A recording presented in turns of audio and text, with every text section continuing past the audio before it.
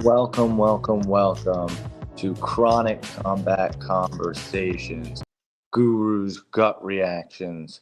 I am your host, the Guru Scouting MMA. Thank you so much for joining us after the conclusion of UFC 313.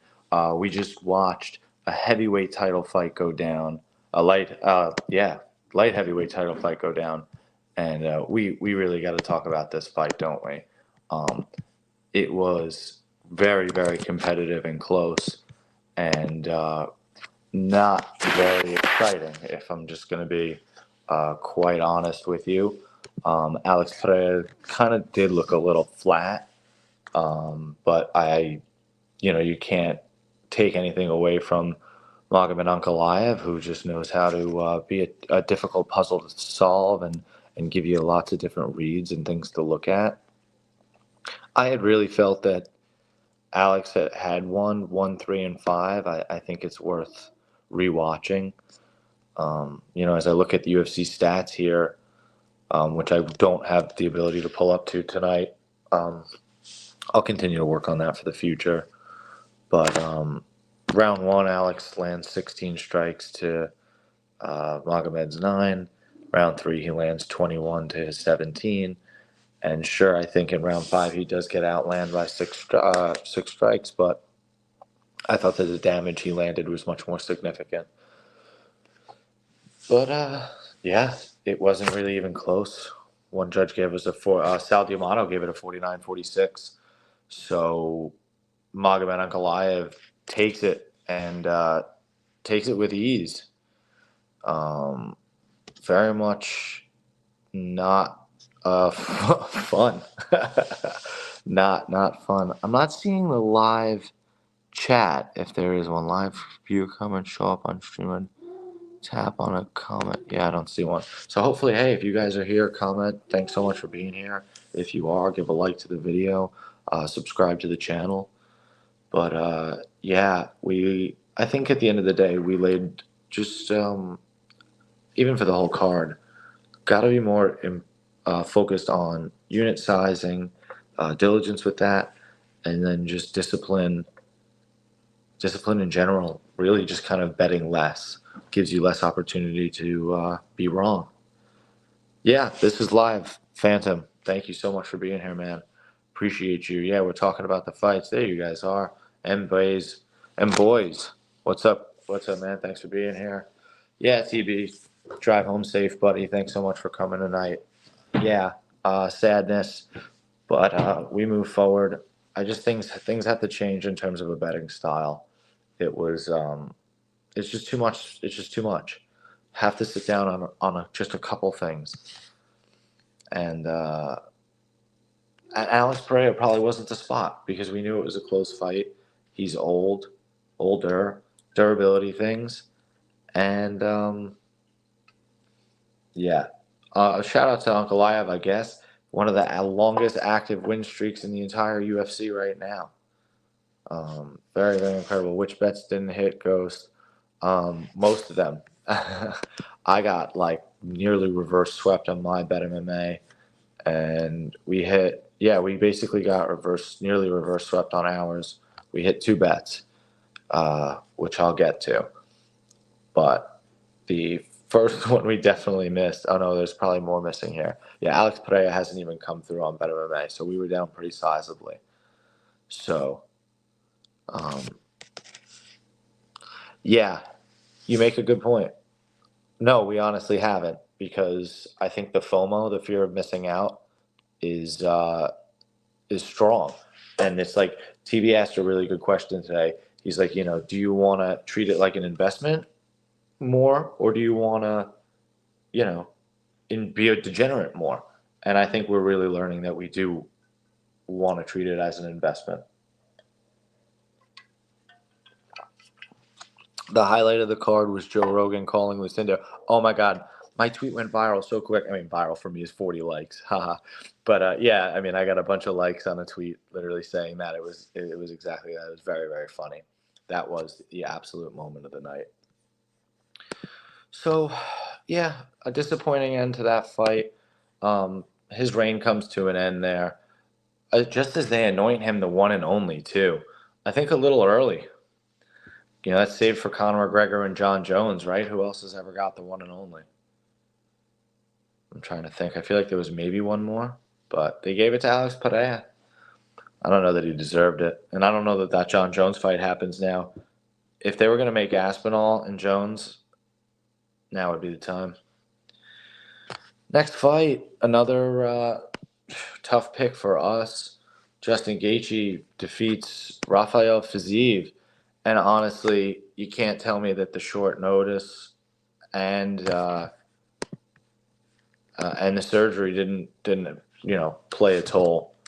I thought it was a close fight, but I mean Justin looked really really good, man. He did, and again, I just think that gives a shout out to just how good Max Holloway is, right? I mean, Max Holloway's a fucking stud. Yeah, I mean, Justin Gaethje ran away with rounds 2 and 3. I mean, it was just close. I mean, it was just clear, not close. It was just clear. So yeah, I mean that fight really. I'm not sure how much there is to talk about other than how great Justin Gaethje looked, and how he's still got some good fight left in him. I'm not sure if they'll do the Dustin Poirier fight. I'm not sure if that's what they want to do. And let me look at the. If I could look at the roster real quick, we could talk about who he might even want to fight. Yeah, Charles Oliveira again. That seems like a weird fight. Dan Hooker with a broken hand. Gamrot needs a fight. Nah, there's really nobody. Arman Sarukian. That's really the guy. I'm gonna do the whole card. I'm gonna do the whole card if you guys want to stay up and hang out with me. Yeah, I'm gonna do the whole card, and if I'm really feeling into it, maybe I'll give some like early thoughts into next week's card, which is fucking huge. So, yeah, Armin Sarukian needs a fight, so Justin Gaethje could be a sacrificial lamb. Be an interesting fight. Moving right along, we're gonna move into the next fight. Another fight where, again, just a mistake for me for a multitude of reasons. At the end of the day, probably should just pass if you're not sure. But I had early movement on Ignacio and cashed out. And then if you're going to cash out, that's fine. Just pass. Can't flip to the other side. We ended up playing a unit on Jalen Turner. And Jalen's a quitter. Jalen's a pussy. And and again, shout out Jalen, whatever. Not that you'd take my beer, but I'd buy you one. But he's a pussy. And he quit, and it's not good. He's shown it time and time again. And Ignacio is just a dog, and the way he's improving on the bottom there, I mean, geez Louise, he's at a good camp, and he believes in himself, and he doesn't post about not sure if he wants to do this. Like when you're not sure, when you got somebody 1 foot in, 1 foot out, you don't win fights, you just don't. So, not surprising there, but I don't know what I was thinking. I really don't. Yeah. Wow, now that I think about it, we went 1 and 4 on the main card, which is very, very unlike us. Yeah, 1 and 4 on the main card, which is very, very unlike us. Amanda Lemos and Lucindo. People thinking that this is going to be a striker's fight possibly, or if it was grappling, that would favor Lucindo. If you told me that Amanda Lemos would have 8 minutes of control time, I mean, my God, it was a grown woman versus a little boy out there. Shout out Joe Rogan. She just looked weak. I was surprised. I thought she may be a little thicker. I thought the grappling could work. It didn't. It was not nearly enough. Lemos is pissing nuclear, and that's the truth. To be the top of the women's division, you have to piss nuclear. Weili Zhang, Valentina Shevchenko, Amanda Nunes, Chris Cyborg, Amanda Lemos, right? Jessica Andrade in her prime. Like, you got to really be that chick. So, nothing really impressive there from us on the main card at all. Because we also stupidly got too cute and wanted to play an over for the Hoofy fight. And Hoofy literally did look like Conor McGregor. Lands 4 official strikes, but lands literally a knockout of the year, like the knockout of the year. So shout out to Mahufi for just incredible spinning kick that kills Bobby Green. I mean, I don't know if he retired, but that really should be 2 retirements on the main card because Bobby Green should not fight anymore. He's got nothing left. Nothing. I mean, maybe he can just continue to beat the Jim Millers of the world, but I don't really know what else is left. Yeah, my cat's Terrence is freaking out. Come here, buddy. He's right here now. Hopefully he chills out. I appreciate. That's really funny that you guys can hear that, but not that surprising at all. Can you be nice to the people, please? Thank you. Yeah, really, really difficult main card for us, and it was just a difficult card in general. I've always feel like when the pullouts happen, it just kind of means that crazy shit's gonna happen. We never seem to do well when there's a lot of shakeups. Yeah, so moving on, we'll look at the Josh Van Race Ruya fight, and Race Ruya is just green, green, green in the striking, which is obvious. I've said it before, and I'll say it again. Maybe one day we'll learn. I'll learn anyway, because TB didn't do anything. I took a small shot on Ray because I got some CLV, which are the kiss of death, the words of death, and yeah, he just if you're a wrestler with no striking, like you're not gonna win fights. Where's the damage coming from? I don't care about scrambles. I don't care about top control. Where's the damage? CLV is closing line value, Mr. James. So, for example, if I bet Ray Saruya for a unit at plus 160 and the line closes when the fight's about to start at plus 125, means I got 40 cents a line movement, which oftentimes should mean theoretically over time that you're winning better, but it sometimes does not work out that way. Again, somebody like Yasmin Lucindo opened at plus money. She closed at like minus 145. Still didn't get it done. So a lot of times that CLV does not necessarily work. Ray's going to get knocked the fuck. Yeah, with how he dips his head. I mean, he's really good at the wrestling, but I mean, I think that the commentary team actually said it right, and it's just like he's got to go to Thailand for a year and a half, and just learn how to strike. Like you can't just wrestle. This isn't like 2010, and you're just gonna wrestle your way to the top. You need to be able to mix it up. So very disappointing from Ray, but he's young. He's very young, and so is Josh Fan. But Josh Fan is fucking good, man.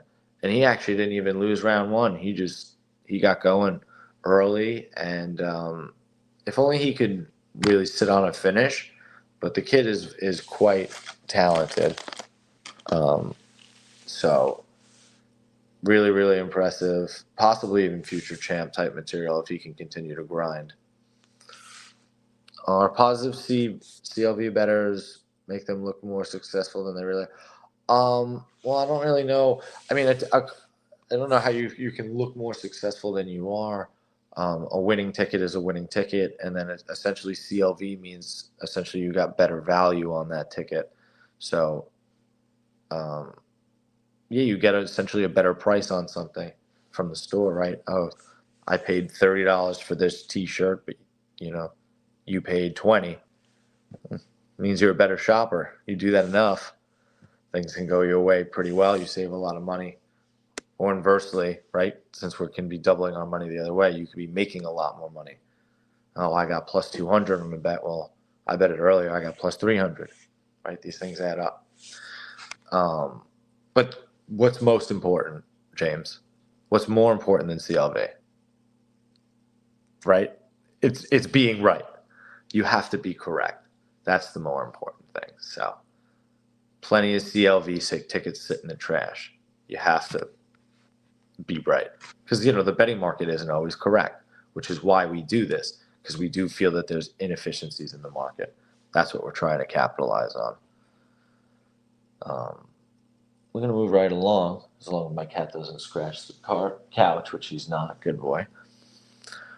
One of the lone bright spots of the night, Bruno Ferreira beats Armin Petrosian by sub late in round 2. The armbar is incredible.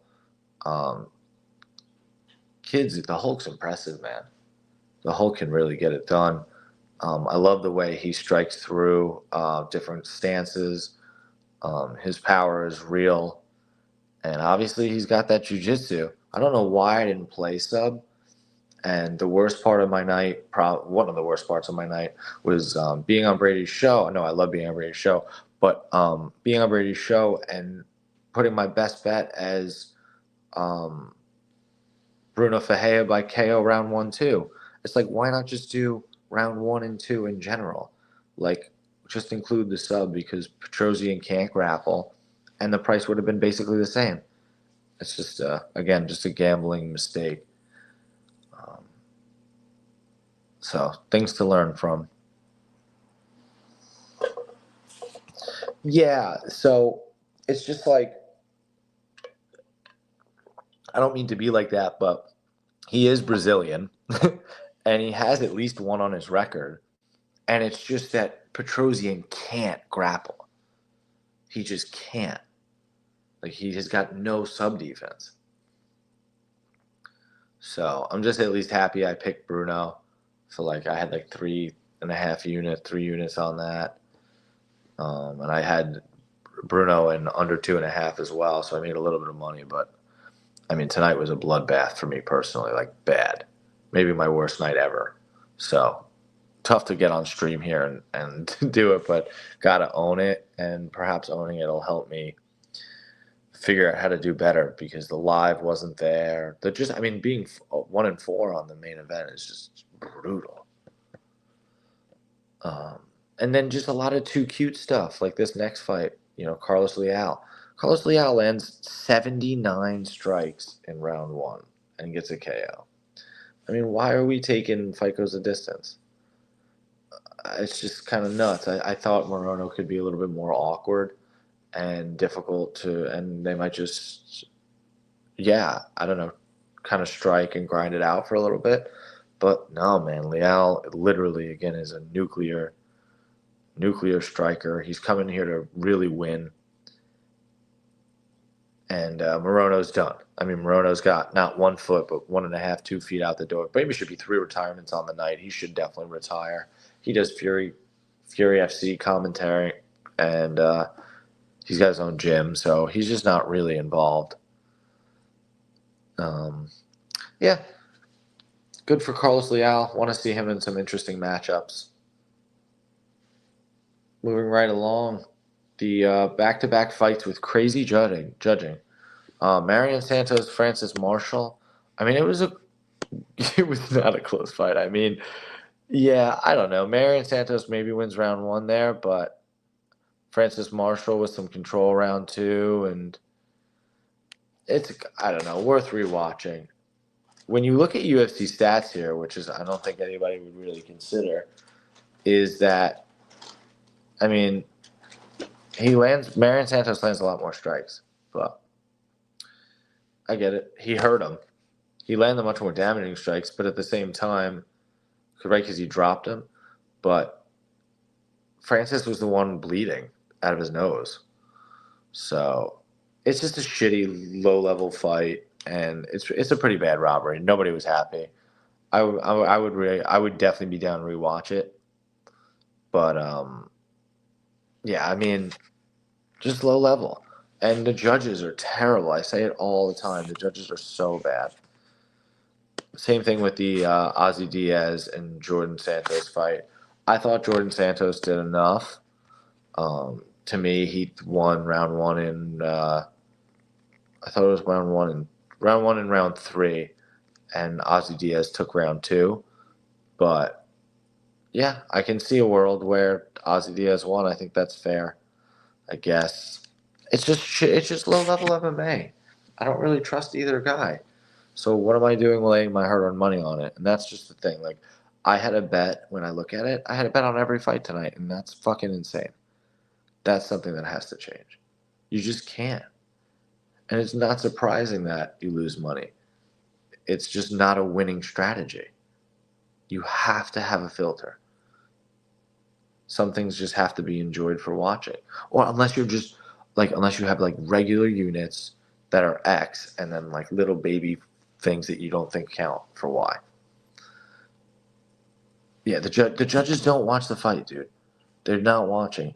And the truth is sometimes I don't envy their job. Sometimes it's close. It's also subjective. Damage. How do you rate damage? Right? Is damage just blood? Is damage just cuts? Is damage just being rocked? Is damage just being dropped? Is damage welts? Is damage redness? Like, you know what I mean? Is damage a stumble? Uh, is damage the crowd oohing and eyeing? Like, it's tough sometimes. And anybody that's been there knows it's different to watch it live than to be there and watch it, vertically, like, in your eye line. So, really tough. You have to, if you're betting large favorites, you have to think they're going to get a finish.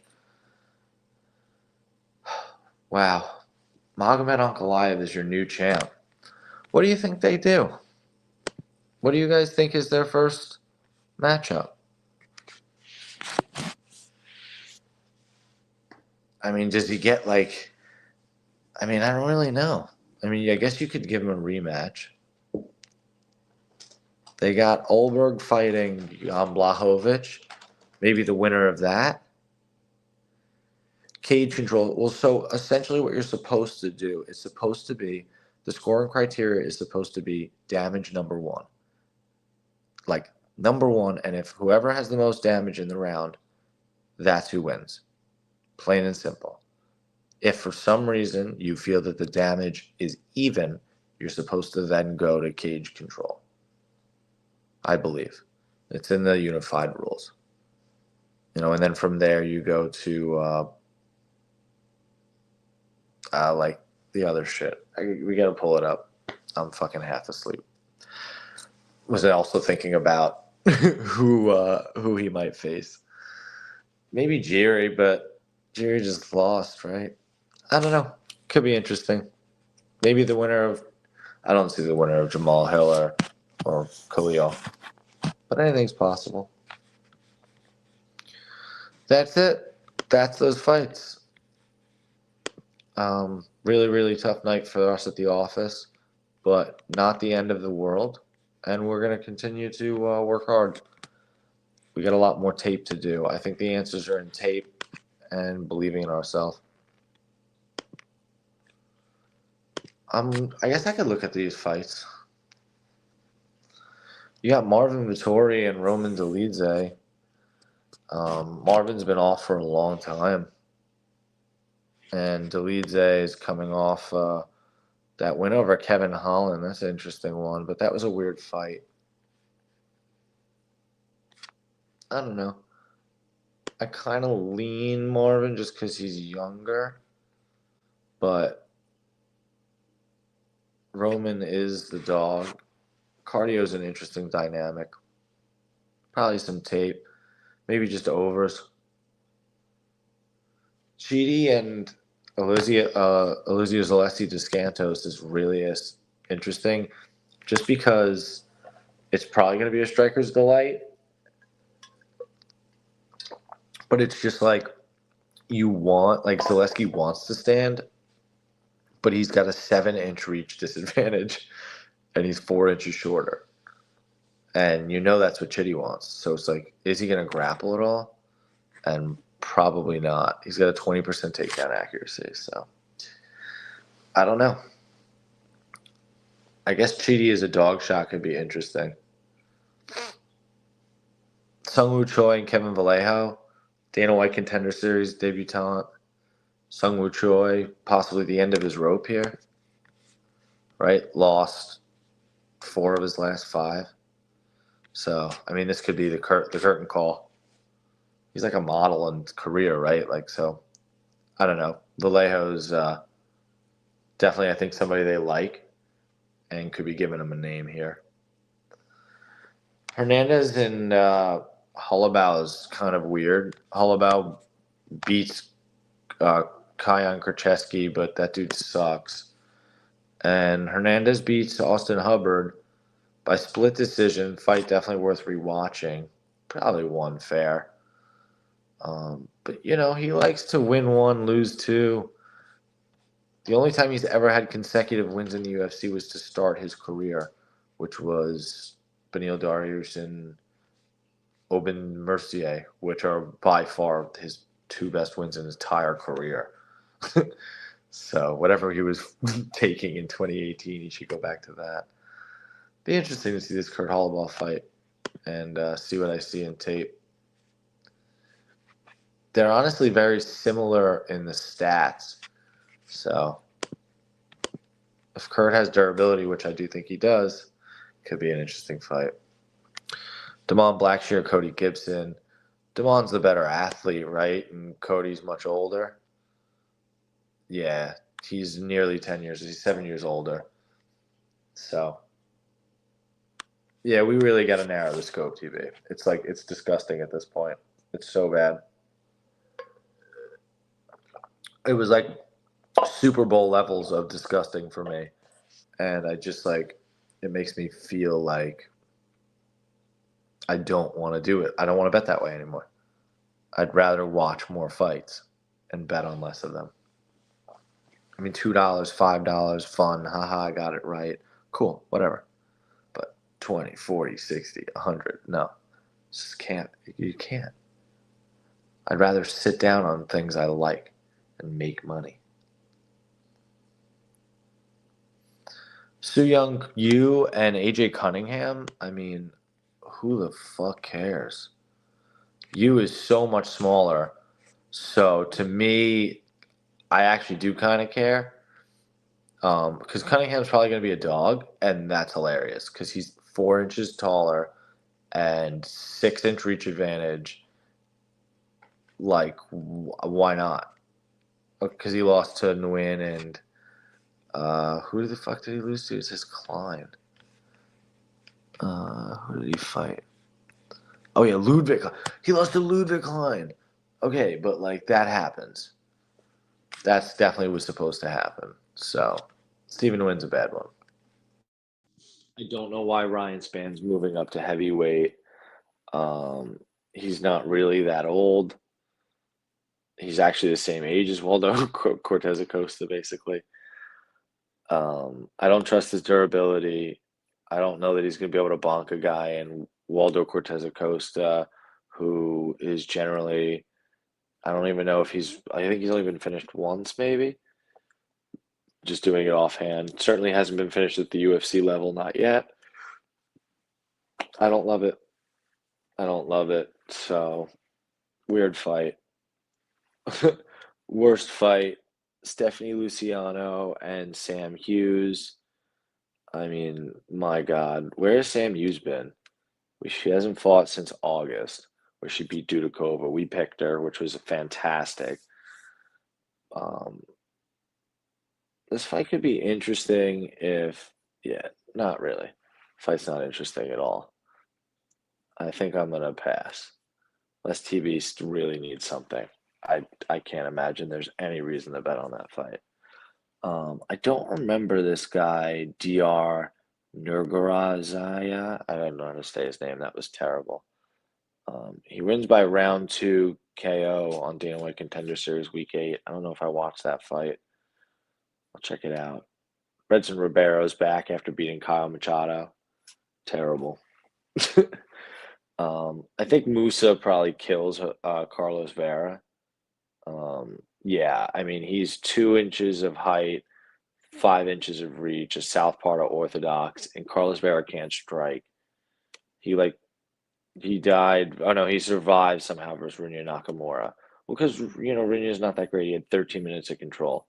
He did nothing. Barres Lima. Lima's got an inch of height, an inch of reach, and he's oh my God, Barres is old. Lima is I'm not good at math, 9 years younger. So I definitely lean Lima. It's just the grappling could be interesting. If Barres is going to grapple or counter grapple Lima, could be an interesting fight. Oh yeah, this is the main event here, guys, and then we're gonna wrap it up here. Jose Nunez taking on Priscilla Cachoeira. Really, really interesting fight. Cachoeira is gonna have a 5 inch height advantage, and she's at a 2 inch reach disadvantage. Southpaw for Nunez. I mean, she probably knocks out Priscilla, but like, how could you play chalk on her, on Josie Nunez here? I mean, that's fucking nuts. I can't do it. Mikel Medeiros versus Evan Elder. Eileen, that's interesting. Evan Elder's the grappler, right? Yeah, he needs a sub. I don't think Evan Elder has any KOs. Am I thinking of the right guy? I believe I am. Mikel Medeiros is pretty good, but beating Landon Quinones is really a fight that needs more tape. Definitely need more tape on that. Should be an interesting matchup. And last but not least, as I let you guys go, and make sure you guys check out TB's Tale of the Tape coming up Monday, Tuesday. Going to really dig into these fights much better than me. You've got Yesenia Dubin taking on Carly Judice. Judice has a 3 inch reach, 3 inch height, and 3 inch reach. Southpaw to orthodox again. These girls love to throw. I mean, these are some of the highest strikes landed per minute I've seen. I mean, she said it says 20. That's crazy. She went apeshit in that Clark fight. Yeah, she knocked her out in 1 minute. That was a crazy fight, but I doubt that happens again. That was really funny, right? She was a plus 400 dog. Should be an interesting fight. Should be an interesting card. Thanks so much for hanging out, guys. Please give a like. Please share it around. Hope you enjoyed it. Take care.